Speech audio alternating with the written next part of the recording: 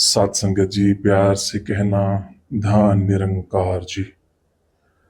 आइए सात संगत, आज फिर अवसर प्रदान किया है सतगुरु ने हमको इस निरंकार परमपिता परमात्मा के साथ अपना संबंध और गहरा करने का।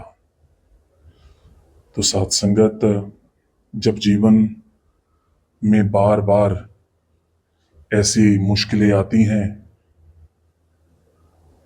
तब सात संगत ऐसा महसूस होता है कि यह निरंकार प्रभु परमात्मा मेरे साथ क्या कर रहा है। जहाँ सात संगत मन में सहज ये सवाल उत्पन्न हो जाता है कि सदगुरु की इतनी अच्छी कृपा मेरे ऊपर बनी हुई थी, मेरा काम सही चल रहा था, घर में सब कुछ ठीक था, तो एक ही बार में ये कैसे हो गया कि मेरा काम भी कम हो गया और कई ऐसी परेशानियां, परिस्थितियां घर पे ऐसी बन गई हैं जिससे मन को वो ठहराव मिलना, वो इस निरंकार के साथ ध्यान जुड़ना कम हो गया है। तो साथ संगत, कभी भी ऐसा ख्याल मन में आता है, साथ संगत, या कभी ऐसा हुआ हो कि आपने पूरी मेहनत की हो फिर भी सफलता हासिल नहीं हुई हो। साथ संगत, एक बार नहीं, दो बार नहीं, बल्कि बार बार ऐसे समय में मन कहता है शायद मैं इसके लायक ही नहीं हूं। या कई बार खुद ब खुद मैं आंसर दे देता हूं कि हो सकता है कि ये काम मेरे लिए बना ही नहीं है। लेकिन शायद जिंदगी का असली सवाल यह नहीं कि आप कितनी बार असफलता हासिल कर चुके हैं। असल सवाल ये है कि गिरने के बाद आपका विश्वास कितना बड़ा है, या फिर मेरा विश्वास नीचे स्थल पर गिर गया है। क्योंकि साथ संगत, आज आपके साथ एक ऐसी कहानी दास रखेगा जिससे इस निरंकार परमपिता परमात्मा के ऊपर विश्वास और बढ़ जाएगा।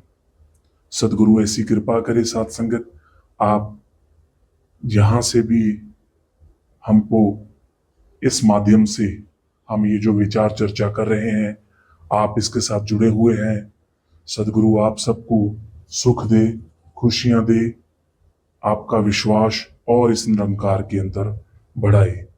तो साथ संगत, एक छोटे से शहर में एक आरव नाम का युवक रहता था।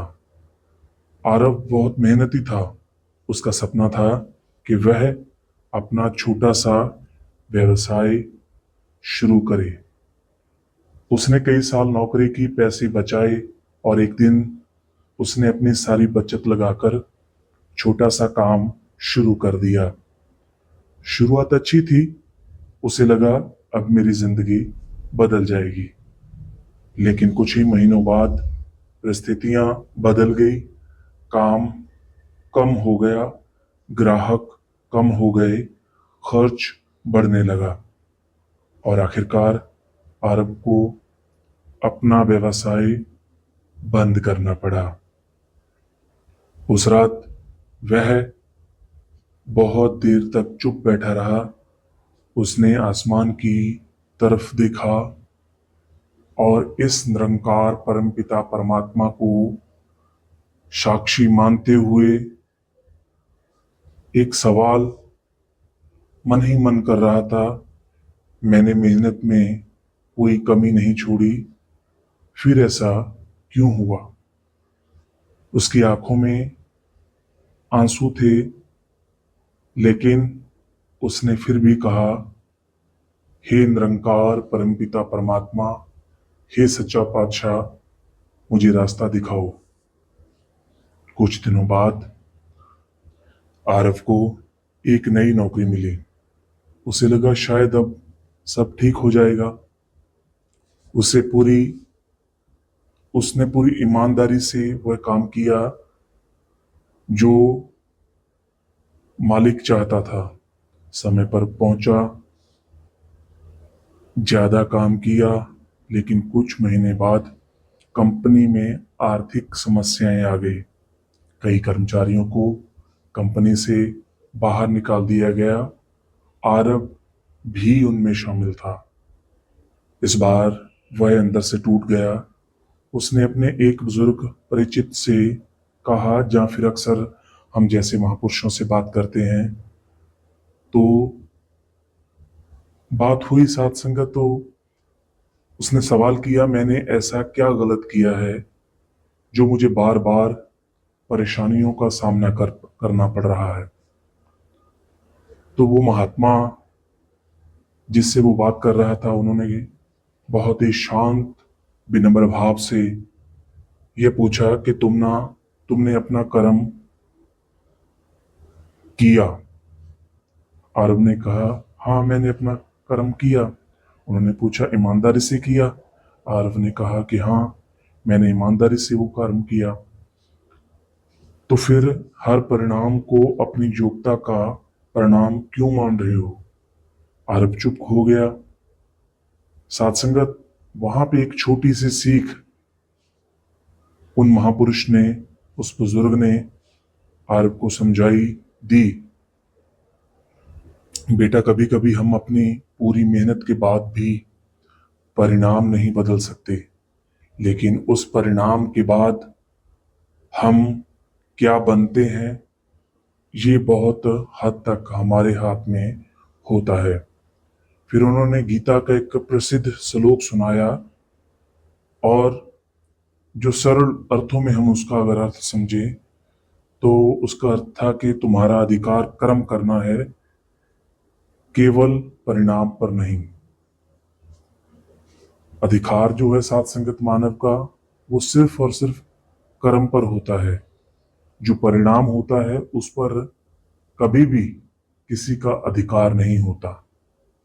आरब ने पहली बार इस बात को सिर्फ सुना ही नहीं, महसूस भी किया कि मुझे और तनदेही से काम करना चाहिए। आरब ने फिर से शुरुआत की। इस बार उसने एक छोटा सा काम शुरू किया। वह बहुत ही बड़ा नहीं था, कमाई भी ज्यादा नहीं थी, लेकिन उसने मन में एक बात तय कर ली, मैं अपना कर्म पूरी ईमानदारी से करूंगा। हर परिणाम को अपनी खुशी और दुख का एकमात्र कारण नहीं बनाऊंगा। धीरे धीरे काम चलने लगा। कुछ ग्राहक बढ़े, फिर कुछ और आए। आरब को लगा अब शायद जिंदगी पटरी पर आ गई है। लेकिन एक दिन अचानक उसके काम की जगह पर भारी नुकसान हो गया। उसका बहुत सा सामान खराब हो गया।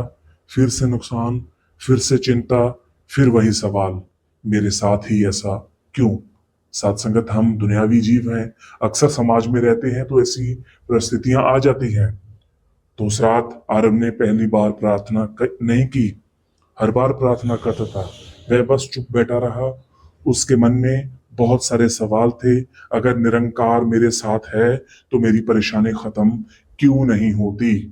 कुछ देर के बाद उसके अंदर से ही एक विचार आया, क्या मेरा विश्वास केवल तब तक है जब तक सब मेरी इच्छा के अनुसार चलता रहे? वह सवाल उसके दिल को छू गया। उसने आंखें बंद की और धीरे से कहा, निरंकार, मैं परिस्थिति को समझ नहीं पा रहा, लेकिन मैं अपना विश्वास नहीं छोड़ना चाहता। उस रात उसकी समस्या खत्म नहीं हुई, लेकिन उसके भीतर कुछ बदल गया। असली बदलाव हो गया साथ संगत। अगले दिन आरब ने अपनी स्थिति को स्वीकार किया। उसने नुकसान का हिसाब किया। जो बचाया जा सकता था बचाया, जो सुधारना था सुधारा, जिससे मदद लेनी थी मदद हासिल की, और फिर काम शुरू कर दिया। अब वह हर समस्या पर टूटता नहीं था, वह खुद से पूछता था, इस परिस्थिति में मेरा यही कर्म क्या है, मेरा और अच्छा कर्म क्या हो सकता है। यही प्रश्न धीरे धीरे उसकी ताकत बन गया। साथ संगत, अक्सर हम महात्माओं से सुनते भी हैं कि सफलता और असफलता में संतुलित रहकर अपना कर्म करना ही योग है। सोचिए, हम सफलता को गले लगाते हैं लेकिन असफलता से भागते हैं। हम कहते हैं सफलता मेरी है, लेकिन असफलता आते ही कहते हैं मेरे साथ ऐसा क्यों हुआ। शायद आध्यात्मिकता हमें दोनों परिस्थितियों में संतुलित रहना सिखाती है। साथ संगत, अब आरब की इसके अंदर बहुत बड़ी जीत हो रही थी। कुछ वर्षों बाद आरब का काम अच्छा चलने लगा। उसके अब उसके पास पहले से ज्यादा पैसा था। लोग उसकी सफलता की तारीफ करने लगे, लेकिन आरब बहुत बदल चुका था। अब वह अपनी सफलता को केवल अपनी मेहनत का परिणाम नहीं मानता था। वह कहता था, मुझे मेहनत करने की शक्ति इस निरंकार परमपिता परमात्मा ने दी। अवसर मिला, लोगों का सहयोग मिला, महापुरुषों की सत्संग की, सेवा किया, सिमरण किया, इसलिए मुझे धन्यवाद करना चाहिए। साथ संगत, सबसे बड़ी बात, ये निरंकार परमपिता परमात्मा और साथ संगत, हम सब धैर्य से ये सोचें, क्या ये निरंकार परमपिता परमात्मा जो आज हमारे साथ है, जो कण कण का वासी है, जो घट घट का अविनाशी है, जिसे सूर्य शासन, जिसे अग्नि जला नहीं सकती, जिसे पानी भिगो नहीं सकता, जिसे हवा उड़ा नहीं सकती, ये निरंकार परमपिता परमात्मा, हमारे इतने अच्छे कर्म कौन से थे जो हमें ये हासिल हो गया। सबसे बड़ी सफलता यही है कि हमारा आने और जाने का झंझट, जंजाल, 84 लाख जूनियों का जंजाल खत्म कर दिया। तो आइए साथ संगत, इन छोटी छोटी परिस्थितियों में कभी ना उलझे। साथ संगत, रहमत करो, बख्शिश करो। जब वो महात्मा आरब अच्छा काम चलने लगा, एक दिन वही बुजुर्ग, वही महात्मा जो उनसे मिला था, तो साथ संगत एक दिन उनसे मुलाकात हो गई। तो वो महात्मा सहजे अरब से पूछने लगे, अब बताओ तुम्हारी सबसे बड़ी सफलता क्या है। अरब ने मुस्कुराकर कहा, आज मेरा काम अच्छा चल रहा है। बुजुर्ग ने कहा, नहीं। अरब ने अच्छा उन महापुरुषों से पूछा, आश्चर्य से पूछा। तो फिर उन्होंने कहा, तुम्हारी सबसे बड़ी सफलता ये है कि अब तुम्हारी शांति केवल सफलता पर निर्भर नहीं है। तो साथ संगत, रहमत करो, बख्शिश करो, इस बात का प्रैक्टिकल करना है। आज सतगुरु माता जी दूर देशों की कल्याण यात्राओं में जा रहे हैं। हर जगह इस मिशन का प्रचार कर रहे हैं।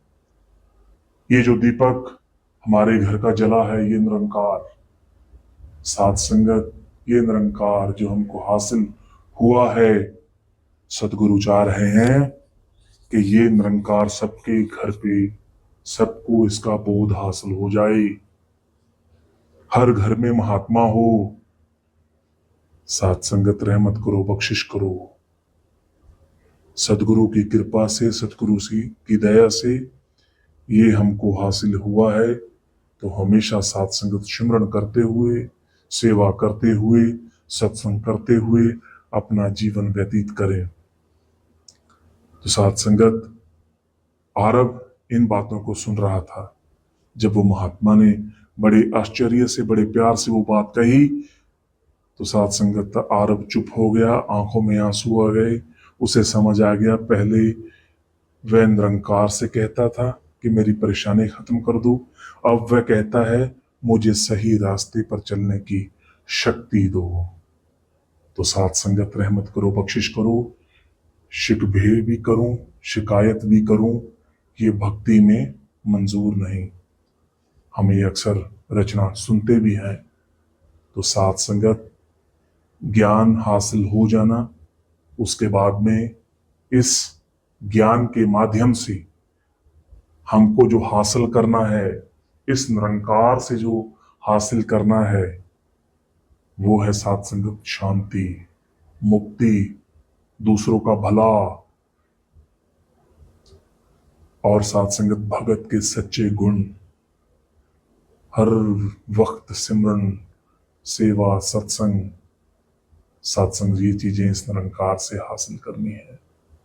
तो आइए रहमत करें, बख्शिश करें।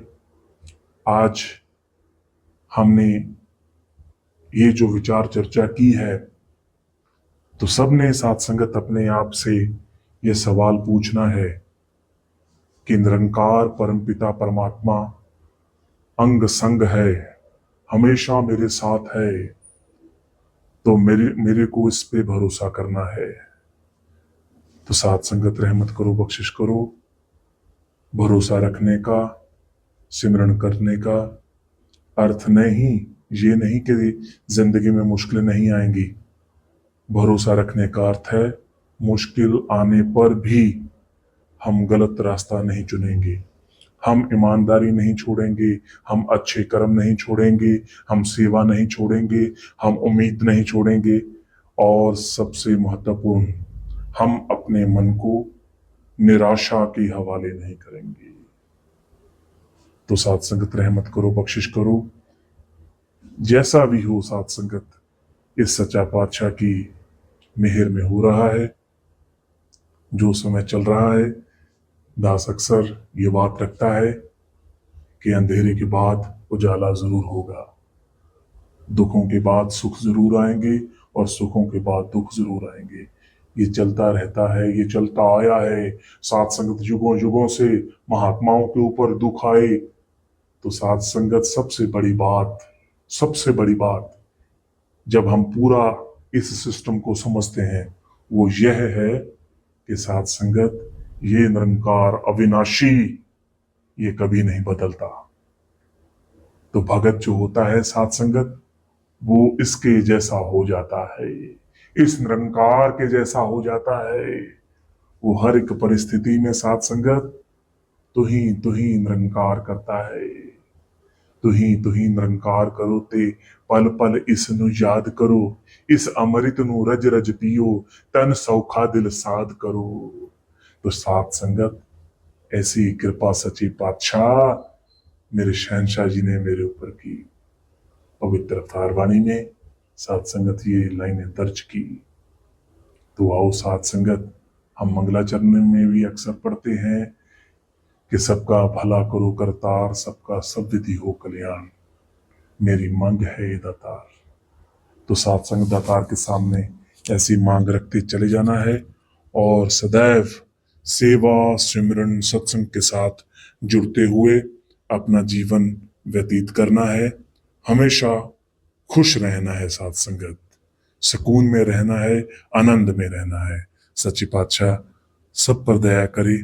जितने भी महात्मा आप हमारे साथ जुड़े हैं, सच्ची पातशाह आप सबको सुख दे, खुशियां दे, सेवा, सिमरन, सत्संग करने की ताकत दे, और हमेशा साथ संगत गुरु पर भरोसा रखते हुए अपना जीवन चलाते चले जाएं। साथ संगत जी प्यार से कहना, धन निरंकार जी। साथ संगत और नए नए विचारों के लिए चैनल को जरूर सब्सक्राइब करना। धन निरंकार जी।